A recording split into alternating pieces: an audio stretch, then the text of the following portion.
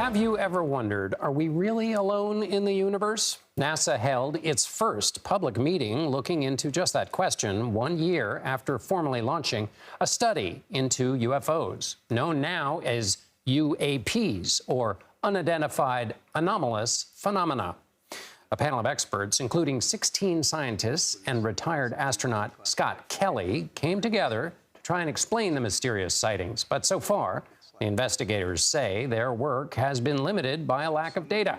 A final report is expected by the end of July. CBS News space consultant Bill Harwood joins me now to help bring this story, I apologize in advance for this, back down to earth. Bill, first of all, this name change, why don't we get to call them UFOs anymore? Well, you and I can call them UFOs. I think what the government's trying to do is get away from the stigma that's attached to the phrase UFO. You know, when you hear that, you know, you think Roswell, you think E.T., Area 51, all these stories from the 50s. There's really a stigma attached to it. You know, the science community simply doesn't take it seriously, and a lot of people in the public don't take it seriously. So they do want to take it seriously. They do have unexplained phenomenon that there's no easy explanation for. They want to approach it scientifically, and they want to do it without a bias. And so the UAP name they've given it, it's intended to do just that, to be more objective about this and to get away from that UFO stigma, I'll call it. And so what have they discovered so far, Bill?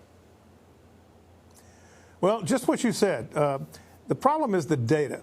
You know, they have about 800 sightings of things over the years that kind of defy easy explanation. But the problem is the data is just not good enough to reach a definitive conclusion as to what the objects might be.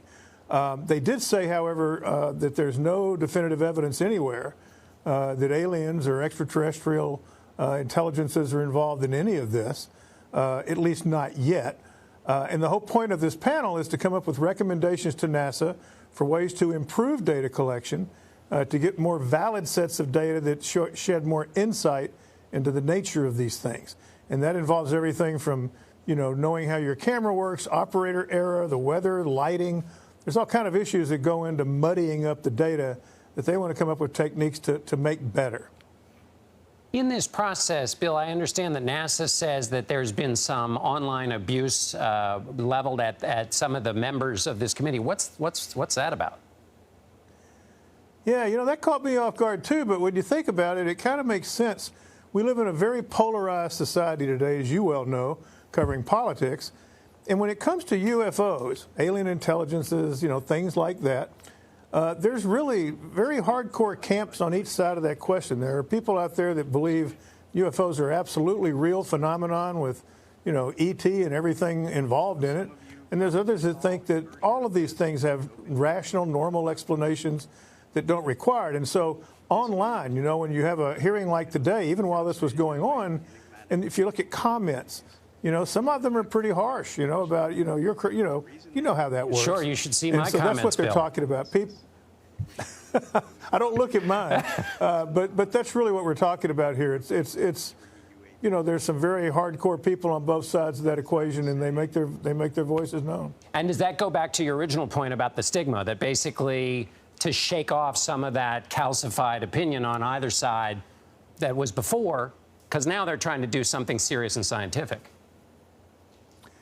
Well, that's right. You know, I was reminded today, there's a scene in, I think it was the movie, you know, Close Encounters of the Third Kind, where a commercial airline pilot early in the show, you know, something goes by him. I mean, the audience knows that's obviously a spaceship or something, and the FAA, the control tower, calls him and says, "You want to report that?" And the guy goes, "No, I don't want to."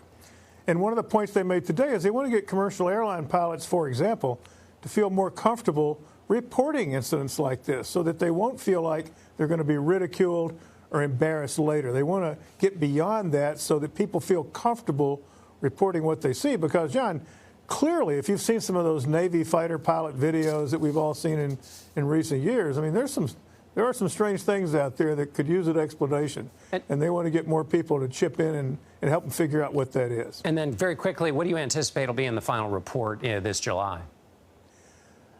That's a good question. I think they're going to have some procedures and techniques they hope will improve it. One of them they mentioned that's really interesting. They point out that the cameras and your cell phones have all sorts of sensors. And if you had a custom app for that, you could feed data directly to a central website where location, the magnetic field, all kind of things like that, that could feed into that observation and make it more data rich. So I think we're going to see some innovative approaches like that to try to improve that data quality that you mentioned at the very top. Bill Harwood at the Kennedy Space Center. Bill, it's always a pleasure to talk to you. Thank you.